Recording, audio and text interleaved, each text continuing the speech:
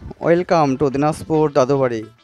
তো আমরা আজকে দাদুবাড়ি যাচ্ছি দিনাজপুরের ওই 2024 সালের সব থেকে ফেভারিট একটি জায়গা দিনাজপুর দাদুবাড়ি, যেটা হচ্ছে হাজী মোহাম্মদ দানেশ বিজ্ঞান ও প্রযুক্তি বিশ্ববিদ্যালয়ের পাশেই অবস্থিত।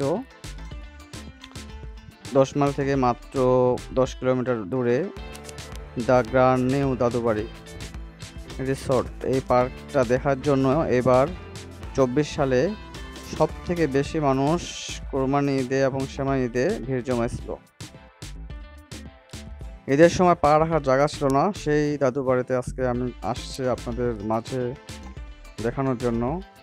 তো দেখুন, আজকে পুরোটাই ফাঁকা, কোনো লোকজন নেই সকালবেলা। আসলে এখানে শুক্রবার দিন আর হচ্ছে ঈদের দিন, অন্যান্য ছুটির দিন আর হচ্ছে বিকাল 3টা থেকে সন্ধ্যা 6টা পর্যন্ত অনেক মানুষ থাকে এখানে।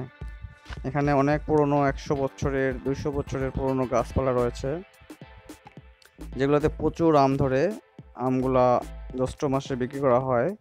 হাইওয়ে রোডের পাশে আমের দোকান নিয়ে বসে অনেকজনেই।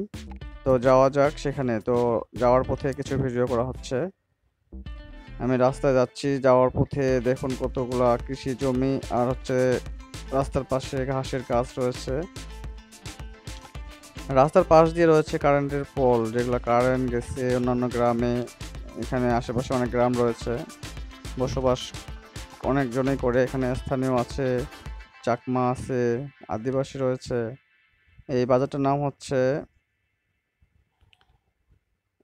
5 মাইল 7 মাইল নামক একটা বাজার এখানে রয়েছে। বাজারের পাশেই হচ্ছে দাদুবাড়ি রিসোর্ট। তো আমি যাচ্ছি রাস্তা হয়ে। এখানে অনেক কৃষি জমি রয়েছে, সামনেই রয়েছে গম গবেষণা কেন্দ্র। এখানে গম চাষ হয় এবং আলু, ভুট্টা, অন্যান্য শাকসবজি এখানে চাষ হয় রাস্তার পাশেই। পুরনো একটি গাছ দেখা যাচ্ছে সামনে। তো এটা হচ্ছে মৃত্তিকা ভবন, এটা হচ্ছে আদিবাসীদের একটি ভবন, যেখানে এরা অনেক কিছু অনুষ্ঠান করে থাকে।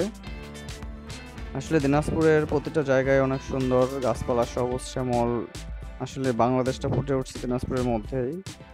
যারা আসেন নাই, আসতে পারেন, দেখতে পারেন এরকম দাদুবাড়ি রিসোর্ট। তো আসার পথে এগুলো গাছ দেখতে পাচ্ছেন, এগুলো ছোট ছোট গাছ লাগানো হয়েছে। আগে অনেক পুরনো বড় বড় গাছ ছিল রাস্তার দুপাশে, একবারে দুপাশের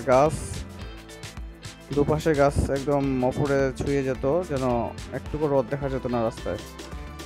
কিন্তু বর্তমান সময়ে এগুলা গাছ নেই, পুরনো গাছগুলো কেটে ফেলা হয়েছে, সড়ক বিভাগ কাটে ফেলছে। বর্তমানে ছোট গাছ রয়েছে, এগুলা গাছের ছায়া নাই। রাস্তায় প্রচণ্ড রোদ ছিল আজকে। সকাল 10টা 30 মিনিটে রওনা দিয়েছিলাম আজকে দাদুবাড়িতে বীরগঞ্জ থেকে। যাওয়ার পথে দুপাশের প্রকৃতিগুলো আপনাদের মাঝে তুলে ধরতেছি। দেখুন কি সুন্দর চকচকে করতেছে গাছগুলা। আসলে কয়েকদিন আগে বৃষ্টি হওয়ার কারণে গাছগুলা অনেক ভেজা, নতুন পানি পায়ে গাছের যত ময়লা ছিল সব ধুয়ে গেছে, যার কারণে গাছগুলো অনেক সবুজ দেখা যাচ্ছে। গাছটা চকচকা করার কারণে রাস্তার পাশটা ফুটে উঠছে, সবুজ শ্যামলে ভরে গেছে। অবশ্য মালয়েশিয়ায় অনেক গাছ দেখা যায় গোলাপি রঙের পাতা থাকে, যেগুলা গোলাপি, হলুদ, নীল রঙের পাতা থাকে, যেগুলো দেখতে ভিন্ন রকম লাগে। আর বাংলাদেশটাই হচ্ছে চারদিকে সবুজ, সবুজ ছাড়া কোনো পাতা নেই। যত গাছ রয়েছে সবুজ পাতা দিয়ে ভরপুর। তো যাওয়ার পথে আমরা যাচ্ছি, এই পাশেই গম গবেষণা কেন্দ্রের জমি, যেখানে চাষবাস হয়।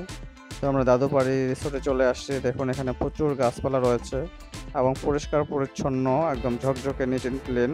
সবসময় এখানে লোকজন পরিষ্কার পরিচ্ছন্ন রাখে কাজ করে।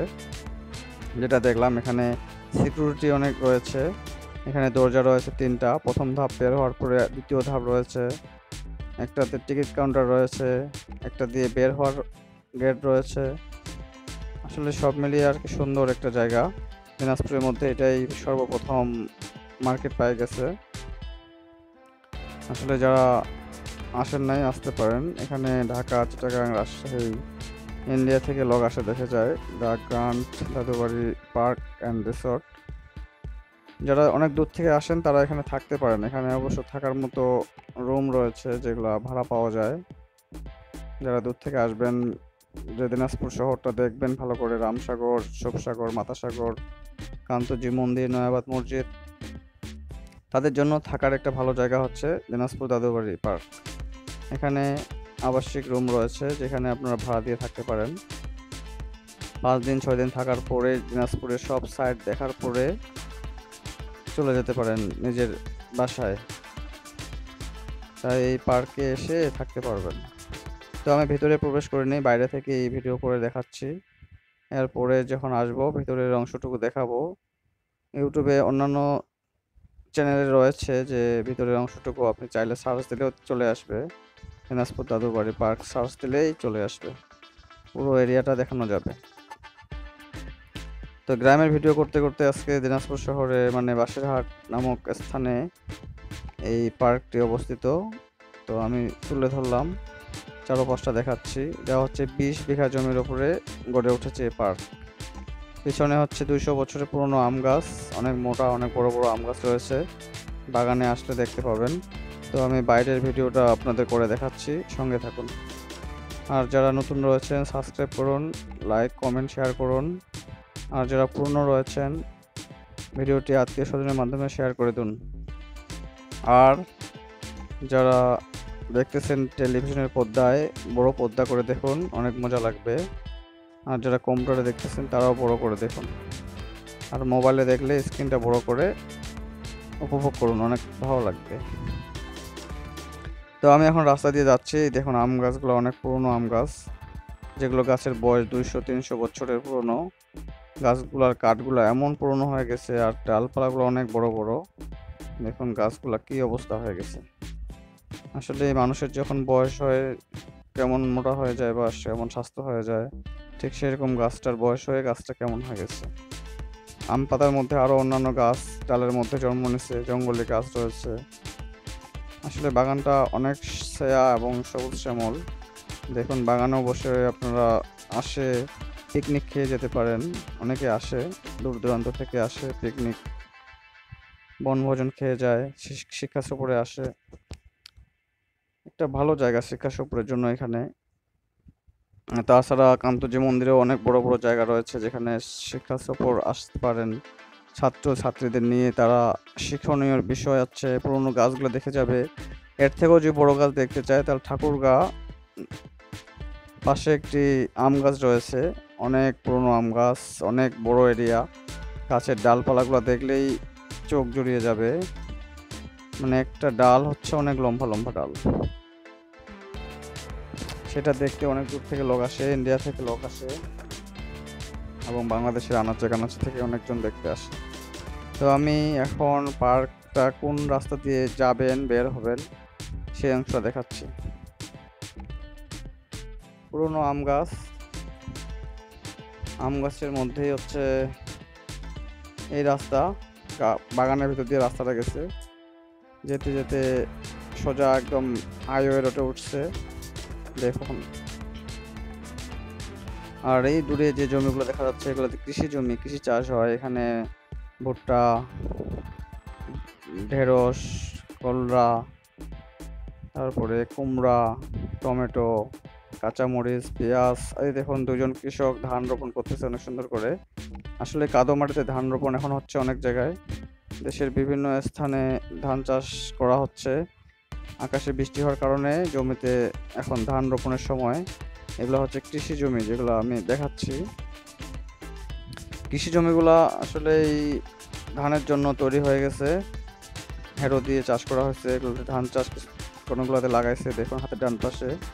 আর এই যে কলা বাগান, এখানকার কলা বাংলাদেশের বিভিন্ন স্থানে চলে যায়, কলা ধরছে। এগুলো সাগর কলা রয়েছে, মালভোগ কলা রয়েছে, সামনে ভেন্ডি বাগান রয়েছে। আমি দেখাচ্ছি ঢেঁড়সগুলা, আপনার সঙ্গে থাকুন। ঢেঁড়সের গাছের কাছে চলে যাচ্ছি। ঢেঁড়সের বিশাল বড় বাগান, এখান থেকে ঢেঁড়স তুলে নিয়ে ঢাকায়, চিটাগাং, রাজশাহী বিভিন্ন স্থানে পাঠানো হয়। এই দেখুন কলা বাগানের পাশেই ঢেঁড়সের বাগান। ঢেঁড়সের একদম কাছ থেকে আমি ছবি তুলছি আজকে। এই দেখুন ঢেঁড়সের গাছ, ফুলগুলো হলুদ কালারের। এই যে ঢেঁড়স ফুটছে একদম। এই ঢেঁড়সগুলো অনেক সুন্দর হয় এবং তরতাজা, এবং আপনারা চাইলে আনে খেতে পারেন, ভেজে ভেজে সেই স্বাদে গরম গরম পরিবেশন করতে পারেন। তো আপনারা যারা এরকম ভিডিও দেখতে চান অবশ্যই সাবস্ক্রাইব করবেন। এই যে কলা গাছ, অনেক সুন্দর সুন্দর কলা গাছ রয়েছে। কলা গাছের ভিতর দিয়ে রয়েছে অন্যান্য গাছ। তো গাছের ভিতরেই রয়েছে অনেক কিছু। তো ভিডিওটি কেমন লাগছে অবশ্যই জানাবেন। আর দেখুন, অনেক রকম জিনিস আপনারা দেখলেন এই ভিডিওর মধ্যে। কেমন লেগেছে অবশ্যই জানাবেন। আর দাদুবাড়ি আসতে পারেন, খুব ভালো জায়গা, দেখলে মন ভালো হয়ে যাবে। এই আজকে প্রচুর রোদের মধ্যে ভিডিওটা করা হয়েছে, গরমের মধ্যেই। এই দেখুন ধান চাষ, ধান লাগানো হয়েছে। এর আগে দেখাচ্ছিলাম ধানের গাছ, এখন দেখাচ্ছি ধান চাষ হচ্ছে। ধানগুলা কয়েকদিন পর আবার বড় হয়ে যাবে, ধান হয়ে গেলে ধান কাটা হবে। আসলে দিনাজপুরে ধানই বেশি হয়, ধান চাল দিয়ে ভরপুর আমাদের দিনাজপুর। সামনে দেখুন দুটা অনেক বড় বড় গরু নিয়ে যাচ্ছে একজন কৃষক, যেগুলো দিয়ে জমি চাষ করা হয়েছিল, লাঙ্গল দেওয়া হয়েছিল জমিতে। আপনাদের দেখাচ্ছি, এই দেখুন হাতের বাম পাশে দুইটা অনেক বড় বড় গরু, যেগুলো এক কৃষক নিয়ে যাচ্ছে। এগুলা গরু দিয়েই হাল চাষ করা হয়েছিল। গরুগুলা নিয়ে বাসা যাচ্ছে। কৃষকটা দেখুন মাথায় টোপর পড়ছে, একটা বয়স্ক লোক, দুইটা বড় বড় গরু, শিংগুলা বড় বড়। তো এই হাইওয়ে রোডের পথ, দুই পাশে নেট জাল দেওয়া রয়েছে যেন কোনো কিছু ছাগল গরু না যায় জমিতে, এই জন্য লাগানো হয়েছে। এই জাদুঘরে যাওয়ার রাস্তা। তো সামনে হাইওয়ে রোড রয়েছে। ভিডিওটি আজকে এখানে শেষ করব। কেমন হয়েছে অবশ্যই জানাবেন। আর এরকম ভালো ভালো ভিডিও পাওয়ার জন্য আমার চ্যানেলের পাশে থাকবেন। নেক্সটে আবার নতুন ভিডিওতে দেখা হবে। সেই পর্যন্ত সবাই ভালো থাকবেন, সুস্থ থাকবেন। আর দাদুবাড়ি পার্ক যদি ফ্রি থাকেন, ফ্যামিলি নিয়ে আসবেন, দেখবেন। আসলে এখন বর্তমান সময়ে সব কিছুর দাম বেশি হয়। এখানকার পার্কের টিকিটের মূল্য মাত্র 100 টাকা। দেখতে পারেন, ভালো লাগবে। তো এখানে শেষ করতেছি। সবাইকে আবারও প্রীতি ও শুভেচ্ছা জানিয়ে শেষ করলাম। ধন্যবাদ। আসসালামু আলাইকুম রহমতুল্লাহি ওয়া বারাকাতুহু।